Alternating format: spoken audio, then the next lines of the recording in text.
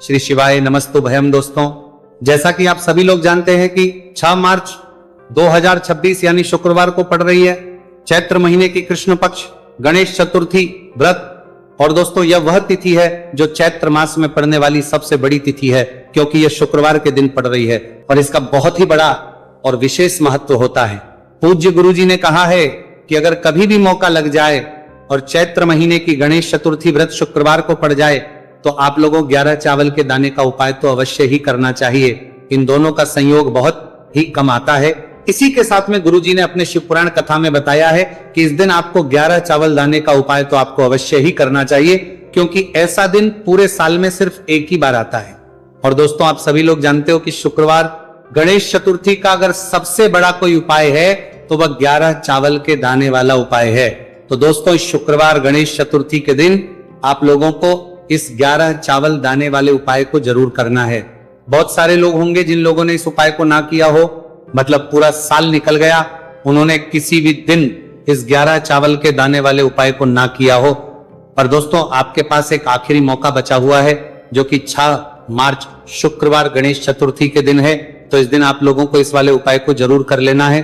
भले ही आप पूरे महीने भर इस उपाय को ना किया हो, पर अगर आपने इस चैत्र महीने की गणेश चतुर्थी के दिन अगर इस वाले उपाय को कर लिया तो आपको इस उपाय को करने का वह फल मिलेगा जिसकी आपने कभी कल्पना भी नहीं करी होगी। इसीलिए आप लोग इस वाले उपाय को एक बार जरूर कर लेना है, ताकि आप लोगों के हाथ से यह मौका ना जा सके और आपको इस उपाय को करने का फल मिल सके। दोस्तों, यह उपाय पंडित जी ने अपनी अभी की ही श्री शिव महापुराण की कथा में बताया है जी।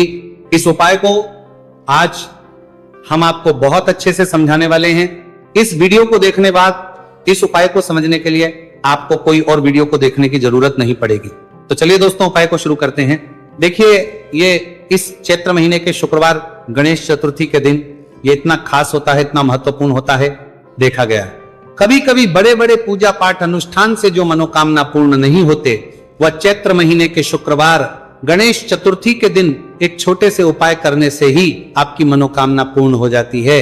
और बहुत सारे लोग इस उपाय को किया भी है और उनको इस उपाय को करने का फल भी जरूर मिला है। अगर आप लोग भी इस उपाय को करना चाहते हैं तो आप इस उपाय को पहले अच्छे से समझ लेना, सुन लेना, उसके बाद करना। आपको इस उपाय का फल जरूर मिलेगा और इस उपाय को कर लेने से आपके घर में चाहे किसी भी प्रकार की दुहक और समस्या क्यों ना चल रही हो, आपको उसका कारण भी नहीं पता है कि भाई ये समस्या किसका कारण से चल रही है, उसका भी कुछ कारण हो सकता है, जैसे पितृ दोष हो सकता है या किसी भी तरह का मंगल दोष भी हो सकता है। तो इस दिन आप लोगों को ये वाला उपाय करना है, लेना है। ये एक ऐसा उपाय है जिस उपाय को अगर किसी विशेष दिन पर किया जाए तो भाई उस विशेष दिन का जो है वो तो हमें मिलता ही मिलता है, पर हमने उस दिन पर इस उपाय को किया है तो हमें उससे भी बड़ा फल मिलता है और फल बहुत जल्दी मिलता है, क्योंकि आप इस मान को मिल लिया है, उपाय को बहुत ही बड़े और विशेष पर कर रहे हो।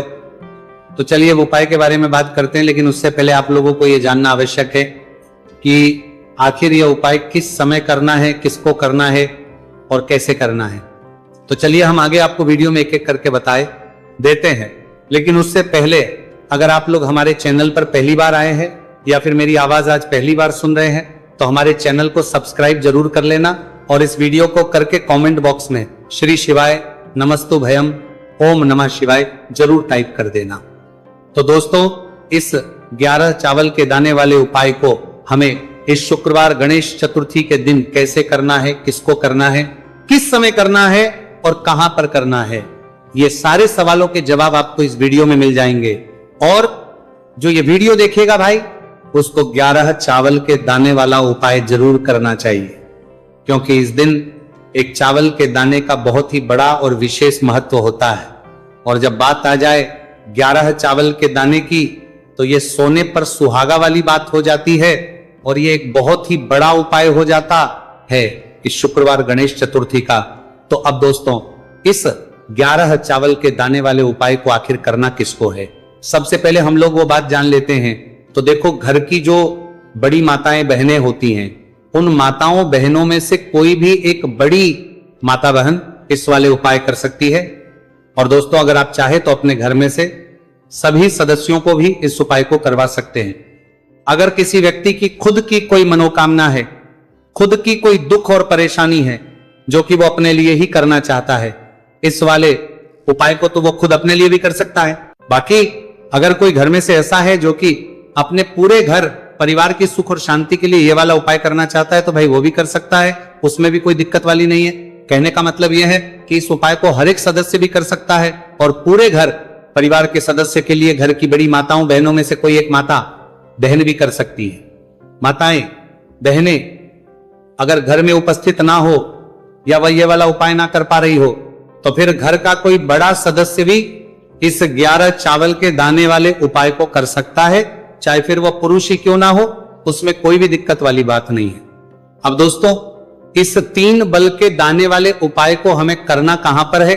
हमें इसे शिव जी के मंदिर में जाकर करना है। बहुत सारे लोग प्रश्न करते हैं हर एक उपाय को करते समय, क्या हम इस उपाय को घर पर कर सकते हैं? तो इस वाले उपाय को आप घर पर नहीं कर सकते हो। इस वाले उपाय को करने के लिए आपको शिव जी के मंदिर ही जाना पड़ेगा। उसके बाद में दोस्तों जो अगला प्रश्न निकल कर आता है वह यह आता है, इस उपाय को लेकर कि आखिर इस उपाय को हमें किस समय करना है? सुबह के समय करना है कि शाम के समय करना है? तो देखो, इस वाले उपाय को आप लोग सुबह के समय भी कर सकते हो और शाम के समय प्रदोष काल में भी कर सकते हो।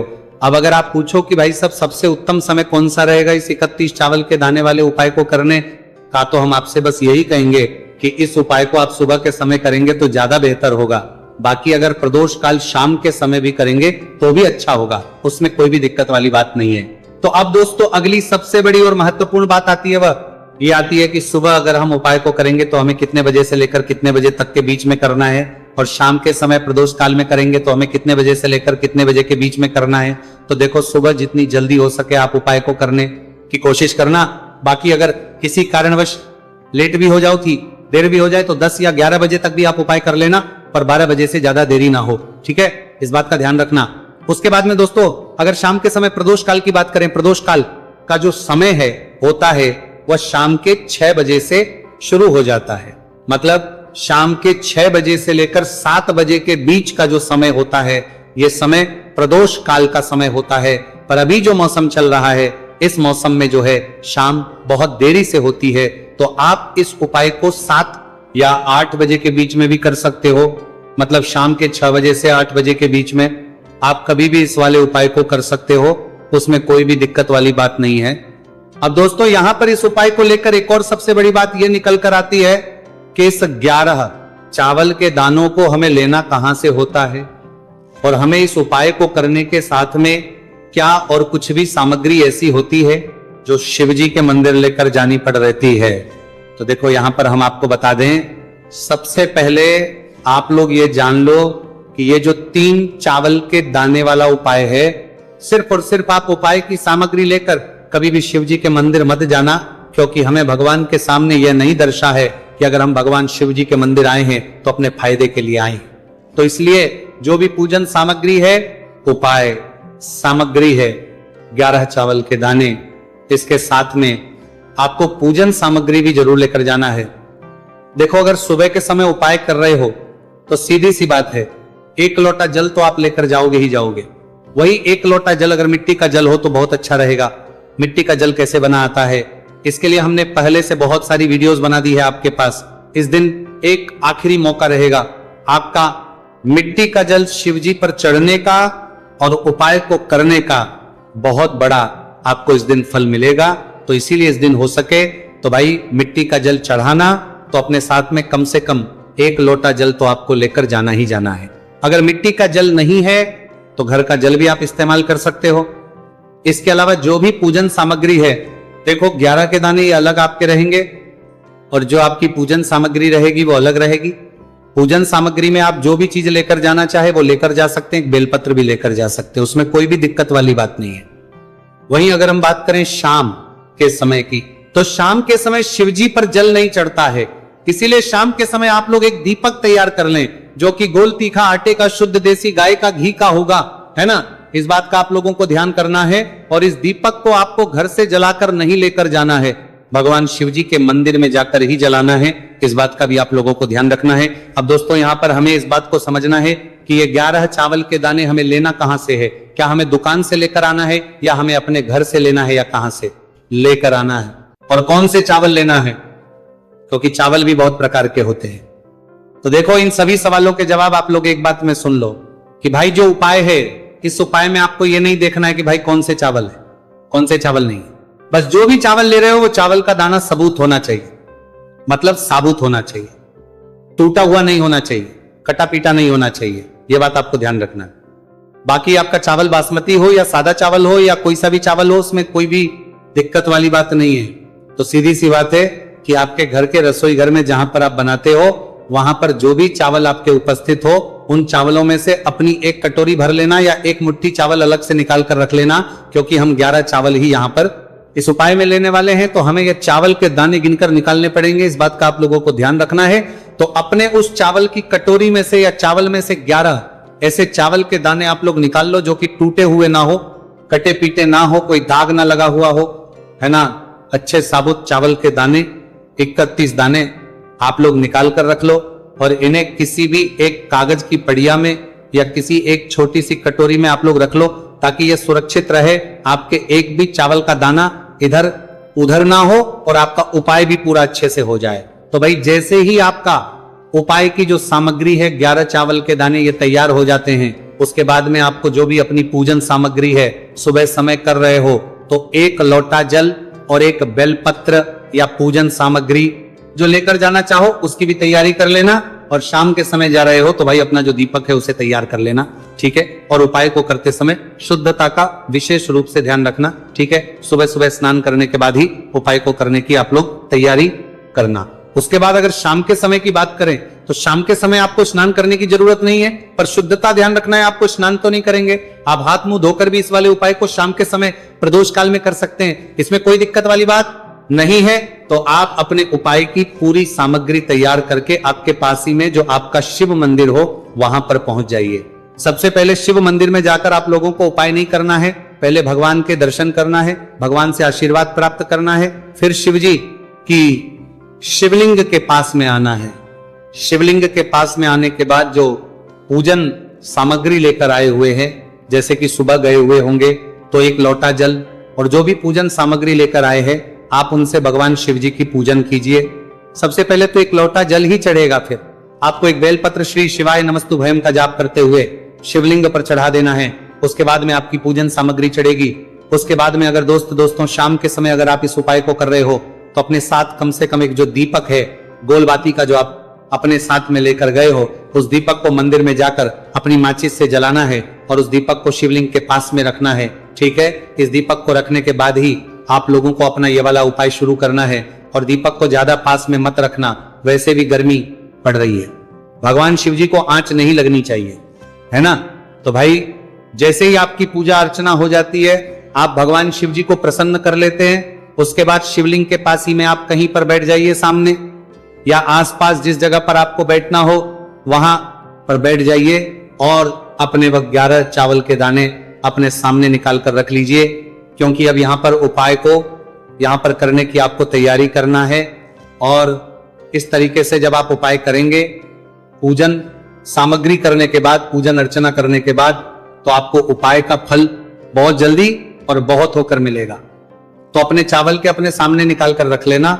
और ये जो उपाय है ये आपकी सीधे हाथ की हथेली से होगा, इसलिए इस बात का भी विशेष रूप से ध्यान रखना है। तो सीधे हाथ की हथेली का प्रयोग करके ही आप लोग अपना इस वाले उपाय को करना। अपने सामने जो भी आपके कागज की पुड़िया है उसको खोलकर रख लो, या कटोरी है तो भाई उसे अपने सामने रख लो और अपने वो 11 चावल के दाने निकाल लो, ठीक है। उसके बाद में दोस्तों अब आपको क्या करना है कि शिवलिंग आपके सामने होगी तो आपने वो 11 चावल के दाने एक एक करके जहां पर आपने बेलपत्र चढ़ाए हैं आपको शिव जी के शिवलिंग के ऊपर चढ़ाना है। कहां पर चढ़ाना है? शिवलिंग के ऊपर चढ़ाना है और कहीं पर भी नहीं चढ़ाना है आपको अपने हथेली से। तो शिवलिंग के ऊपर चढ़ाना है, भले ही फिर वो अपने आप जलाधारी पर गिर जाए, ये मतलब वहीं पर गिर जाए, उसमें कोई दिक्कत वाली बात नहीं है। पर आप चढ़ाओ शिवलिंग के ऊपर तो आपको क्या करना है, अपना पहला चावल का दाना उठाना है, श्री शिवाय नमस्तुभयम बोलना है और शिवलिंग पर चढ़ देना है। इसी तरीके दूसरा चावल का दाना उठाए, शिवलिंग पर चढ़ना है और मंत्र बोल देना है। और फिर तीसरा चावल का दाना उठाना है, श्री शिवाय नमस्तुभयम बोलना है और चढ़ देना है। इसी प्रकार से आपको पूरे 11 चावल के दाने एक एक करके शिव जी के शिवलिंग के ऊपर चढ़ाना है और भगवान से प्रार्थना करते जाना है। मतलब प्रार्थना तो आपको आखिरी में करना है, पर हर एक चावल के दाने को चढ़ाते समय श्री शिवाय नमस्तु भयम जरूर बोलना है। उसके ही में यह चावल का दाना शिवलिंग के ऊपर आपको चढ़ाना है। जैसे ही आपके 11 चावल के दाने शिवलिंग के ऊपर चढ़ते हैं तो भाई उसके बाद में आपको क्या करना है, भगवान से अपनी मनोकामना बोलना है। मनोकामना भी कब बोलना है, जब आपका 11 चावल का दाना आपके सीधे हाथ की हथेली में हो और आप उसे चढ़ाने के लिए जा रहे हो। श्री शिवाय नमस्तु भयम बोलकर उस आखिरी चावल के दाने को शिवलिंग के ऊपर चढ़ा देना। भगवान से फिर अपनी वो मनोकामना बोल देना जिस मनोकामना के लिए आप लोग अपना ये वाला उपाय कर रहे हो, जिस भी दुहक और परेशानी के लिए आप लोग अपना ये वाला उपाय कर रहे हो। उसके बाद में जैसे ही आप अपनी मनोकामना बोल देते हो, आपका ये वाला उपाय पूरा हो जाता है। पर दोस्तों, उपाय को करने के बाद आप लोगों को 2 मिनट भगवान शिव जी के मंत्र का जाप जरूर करना है। और मंत्र का जाप करने के बाद भगवान से एक और बार करना है अपनी मनोकामना के लिए या अपनी जो भी दुख और परेशानी है उसके लिए। इसके बाद में आप लोग भगवान को देखकर, भगवान से प्रार्थना करके, उनसे आशीर्वाद लेकर वहां से उठ सकते हैं और अपने घर पर जा सकते हैं। बस दोस्तों, यहां पर ये वाला उपाय पूरा हो जाता है। इस तरीके से जो भी व्यक्ति छोटी छोटी चीज का ध्यान रखते हुए इस 11 चावल के दाने वाले उपाय को करे।